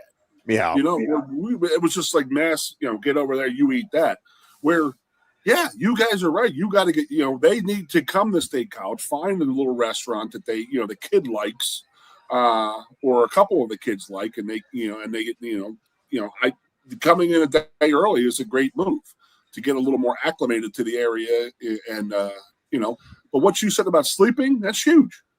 That first night, you get in 6 o'clock at night, you may not be able to sleep the night before, where if you come in Thursday at 6 o'clock, you don't get some sleep and you sleep pretty good on Friday, you're ready to rock and roll. So it's pretty cool. Yeah. And, coaches will have their meeting early on Friday afternoon. So you obviously want to make sure you're here for that. Will all 14 have an individual time at the BJC, or could they all be together? No, though. So they will, have different times set up. Now, I don't know if sometimes and I don't know. I'll see if I can find out, but like Penn State often will find a nearby high school and make an arrangement so they can have have a little bit of separation. Yep. I'm not sure how many teams may or may not do that, but yeah, they'll have different times and they'll be over there. I would guess that I'm not sure how Penn State is working it, but my guess is that they're utilizing both the Jordan Center and Rec Hall on Friday to allow. Would they get into the white building and in mural building and stuff like that? I don't think so. I think it would just be I think it'd just be Rec and. Now, if you don't mind, I mean, this is extraordinarily interesting to me because, like I said, I love seeing and hearing what the team travel and stuff like that versus what we did. Like, where does the Big Ten supply the hotels, and are there multiple teams in certain hotels? Yes. Or are they just everybody you make your own plans? You got 14 different teams and hotels. No, the Big Ten. I mean, teams can make their own arrangements, but I think everybody pretty much follow. Big Ten blocks off rooms. I'm sure they work in conjunction with the host site. Hey, these are hotels that are good to work with or whatever. Yeah. But yeah, you'll have multiple teams at the same hotel. Is at least generally the way that works. Ever any issues in the elevator of guys coming down and getting each other's faces? I'm not. I always talk about these fights and stuff like that, but wrestlers don't do that. Yeah, I mean, if there have, I'm not going to sit here and tell you that it's never happened. I'm not aware of it, and I'm certainly not aware of it with anything with Penn State. But yeah, I mean, most of these guys really, these days, maybe even more than ever. I mean, they've known each other, a lot of them, since they were young. Like they go to the same tournaments, and so parents get to know each other, and yeah, I don't think even if you get on it later with somebody that you really don't like, it's like, okay, well, just sit there and be quiet for 30 seconds and let the doors open and you move on your separate ways. I'm not aware of anything that's cool that's occurred. I'm not guaranteeing you there has never been any issue anywhere, but I've never heard of it. In that I've asked you in the past before, will you host any other teams announcers and go out for beers Friday night or anything like that? Like the George and Jerry, George and Fish? No, usually, we'll catch up at the event, but now at Nationals, you'll usually get together with other media folks after the sessions. Although, really good in the last probably, I'm trying to think, 6 or 7 years anyway. Honestly, it was a little different back in the day when you had, generally 7 or 8 guys qualified and then 4 or 5 that made it through the first day. I mean, it wasn't like I'm tired out by the end of each day. And so I'm pretty much now I don't even get together just because I'm throwing all the notes together with all of these guys, and I'm not wanting to, I'm trying to rest the voice as much as I can and all of that stuff. So, and part of it is just older. I don't rebound the way I used to. Yeah. So I pretty much personally now I'm pretty much just back in the hotel room working on notes for maybe an hour or so after we get back, and then just calling it a night. But yeah, in back in the day, Goon, we'd there used to be, so a few things have changed. One of them is we used to have a media hotel, and so all of the media were in the same hotel, and so that hotel lobby and bar area, restaurant area was overrun, and so you obviously got to know guys, and you'd socialize there. Now, this year, actually, there is no media hotel per se, but my arrangements have been different than the media hotel, but the media hotel isn't even really the media hotel anymore. Like they used to make, again, one hotel was where pretty much anybody covering the tournament stayed. Now it's just not like that, and you have people spread out all over the place. So that's part of it at Nationals.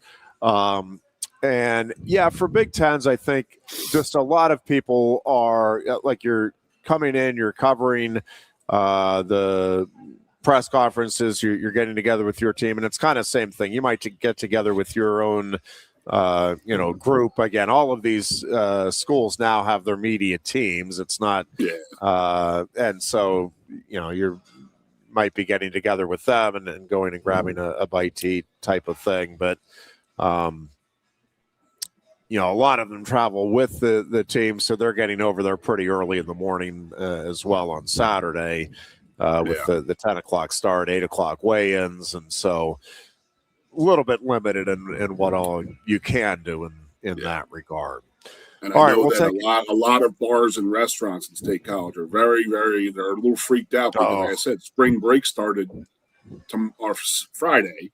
They can go home, so all the kids are going to go away. So these people are like, we're having 18,000 wrestling fans coming to town Friday, Saturday, Sunday, and they don't have any wait staff.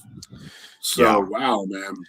It could get ugly downtown, and I've been around my buddy who's come to Nationals before and has actually seen how the wrestling people party, and he's like, we're trying, we're important people to work, so that would be a good thing. A lot of money to be made if you're able to get the places established this weekend. All right, we'll take a break here and be back with a final segment and a wrap for our Tuesday edition. It's the Lion Country Kia Goon and Ironhead show here on Sports Radio 98.7 The Fox.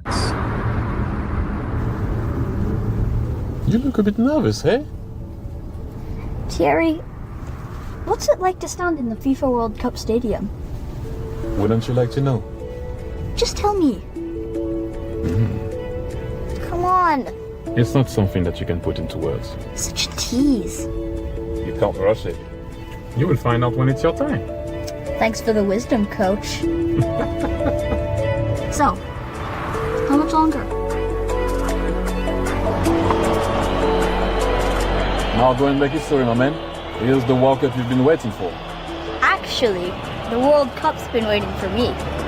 That's the spirit. Just remember who drove you here. Inspiring every step of the next legend. The official matchball carrier, proudly sponsored by Kia. Inspiration connects us all.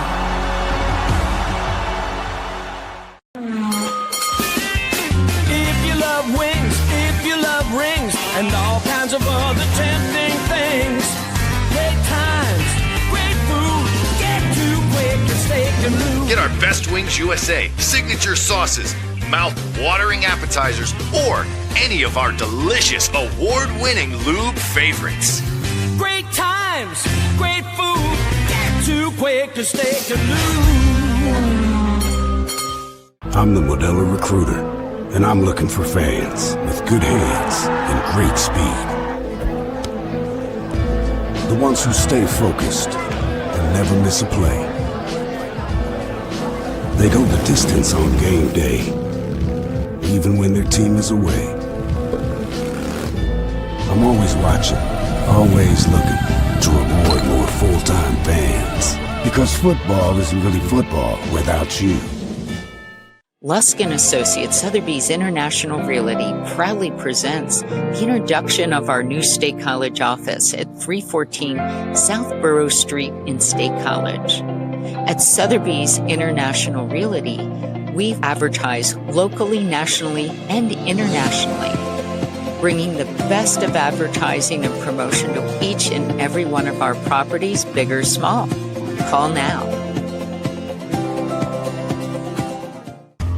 A lot has changed about State College. One thing that hasn't is W.C. Clark's Coffee Roasters on 234 East Calder Way.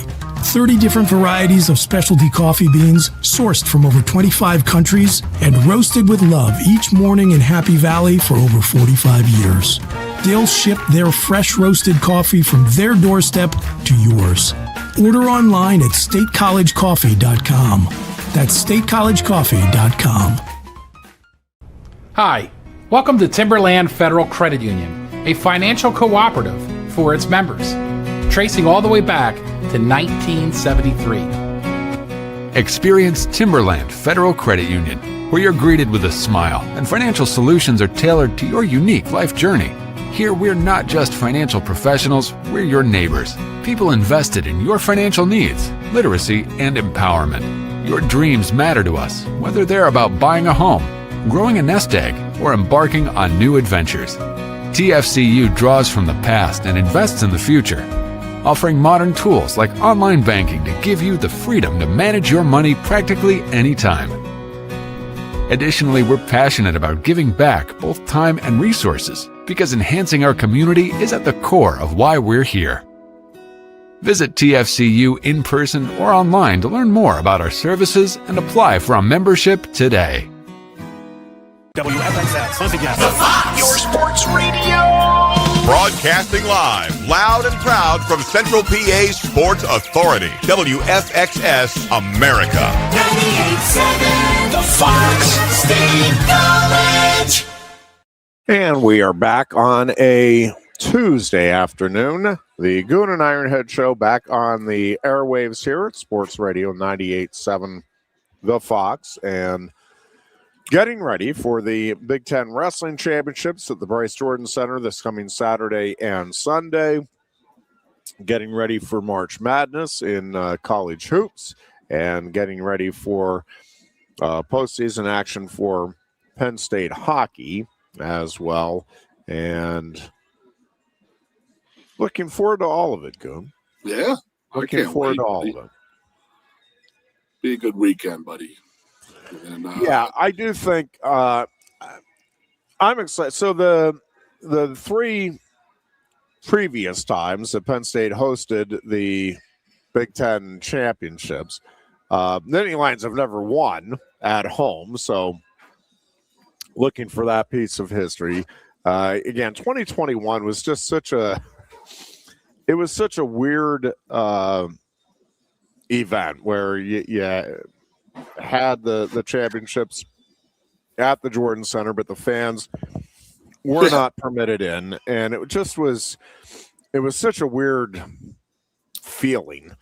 And I am glad that they got Penn State back into the rotation. I think starting, and actually I forgot to double check this. I know it's either next year or the following year. They're going to get away from the like it's always just rotated through now 14 schools. So you just once every 14 years you're hosting, but they're going to a bidding format, much like basketball.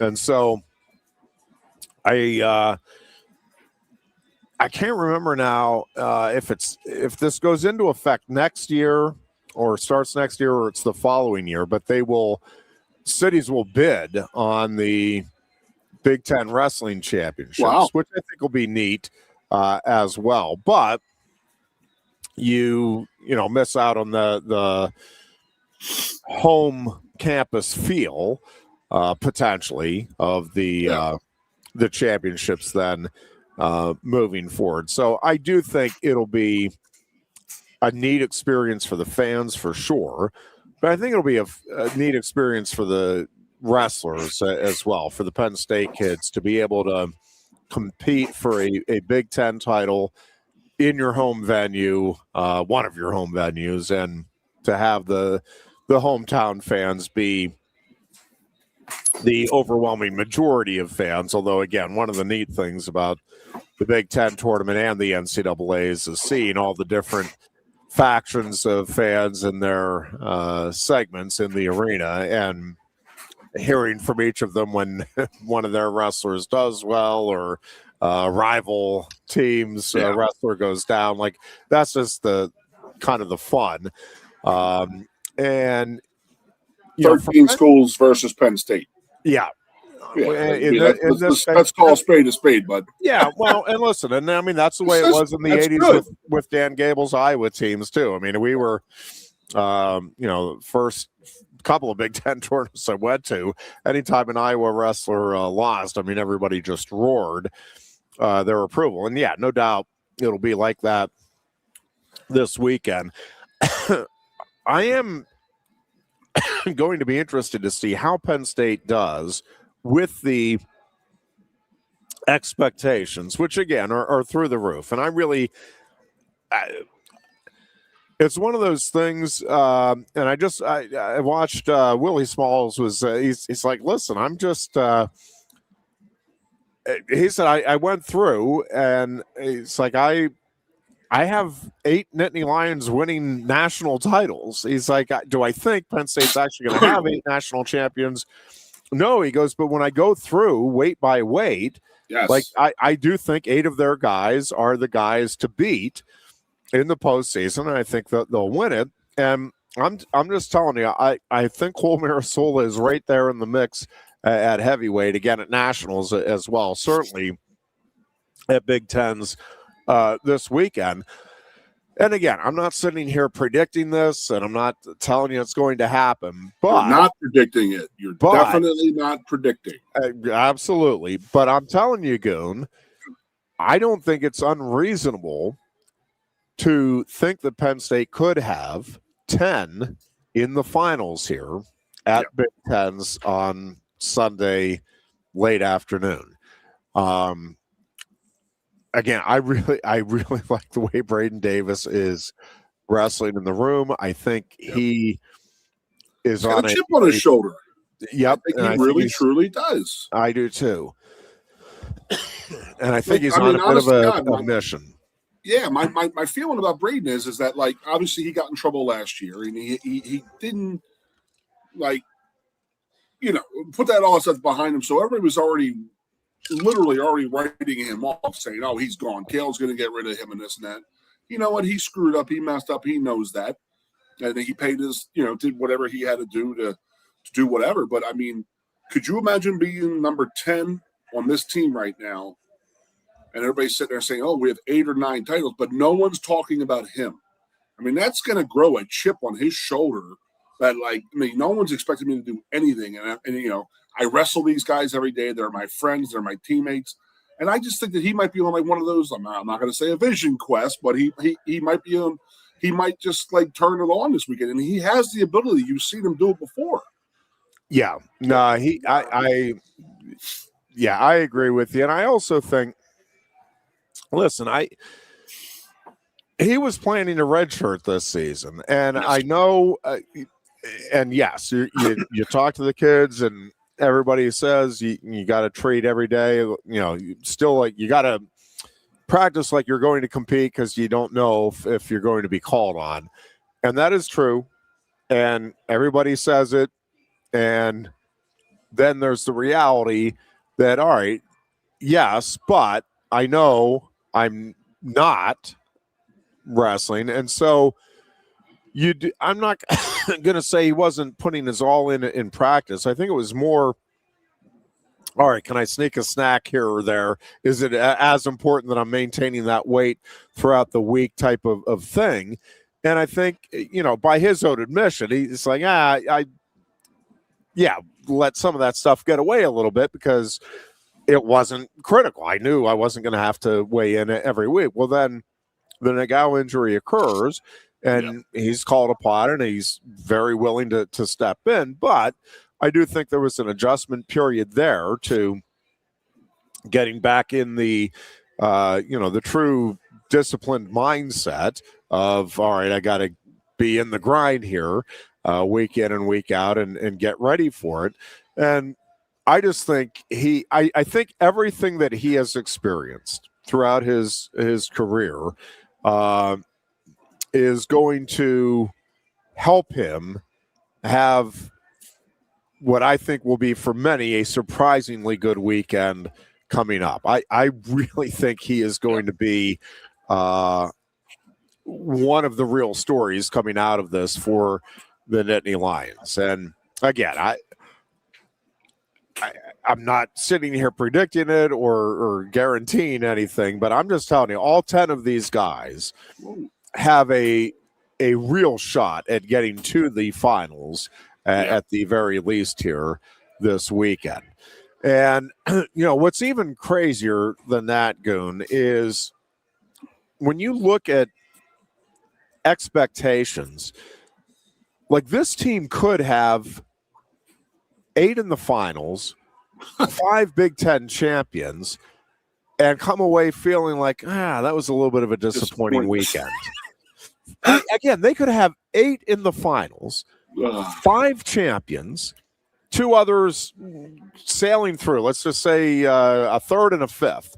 And I'm telling you, I think the team would be fine. It's like, all right, here we go. We're gonna go win a bunch of titles and All-America honors in Cleveland. I don't think they'll be down, and I don't think the fans will be down. But I do think, again, 5 champions, 8 finalists, 10 in the top 5, and I think there would be, and I'm not sure I wouldn't be among them saying, that wasn't quite what we were hoping for. And Kale doesn't get the coach of the year. He doesn't get the coach of the tournament either.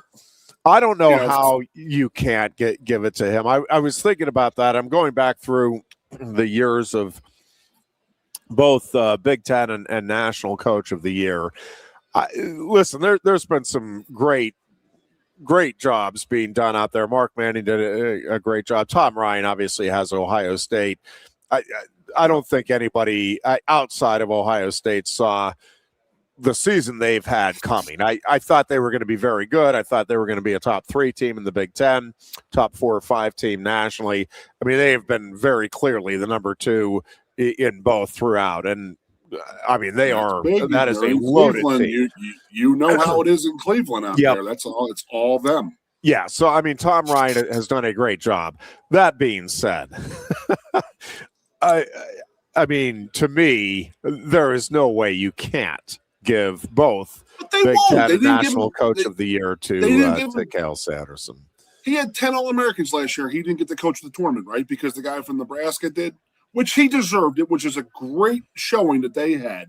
But come on, man. I think this year there's we'll see. I think they have to give it to him, but that is going to wrap things up for today. We'll probably talk about this and much more on Thursday's edition of the Lion Country Kia Goon and Ironhead Show. Until then, be good and be safe. You look a bit nervous, hey? Thierry, what's it like to stand in the FIFA World Cup stadium? Wouldn't you like to know? Just tell me. Come on. It's not something that you can put into words. Such a tease. You can't rush it. You will find out when it's your time. Thanks for the wisdom, Coach. So, how much longer? Now go and make history, my man. Here's the World Cup you've been waiting for. Actually, the World Cup's been waiting for me. That's the spirit. Just remember who drove you here. Inspiring every step of the next legend. The official matchball carrier, proudly sponsored by Kia. Inspiration connects us all.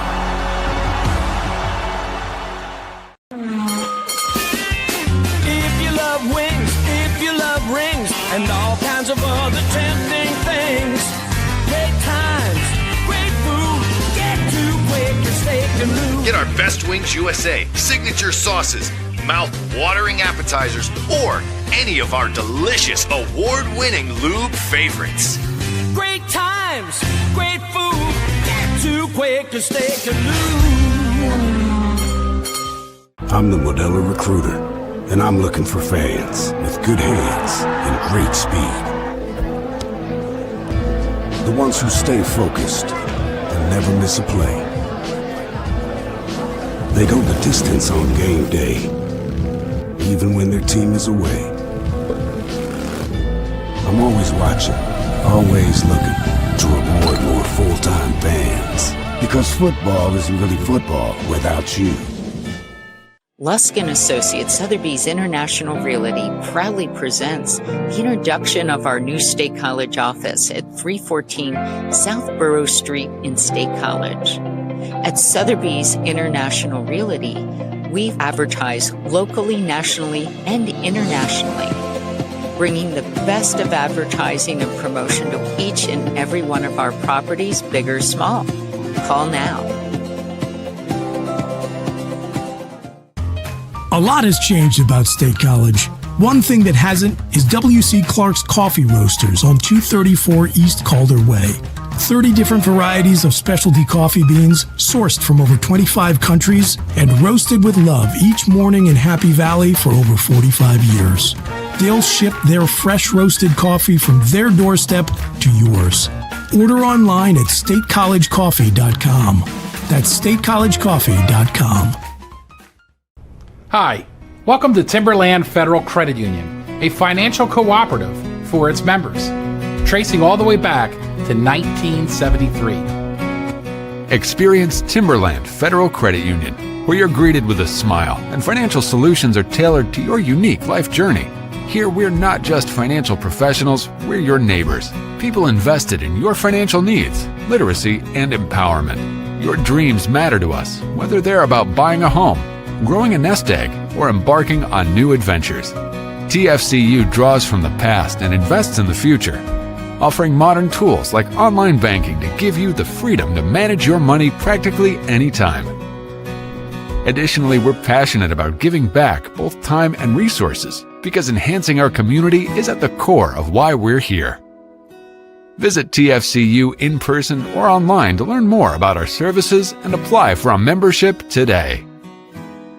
WFXX, once again, the Fox, your sports radio. Broadcasting live, loud and proud from Central PA's Sports Authority, WFXS America. 98.7, the Fox State College.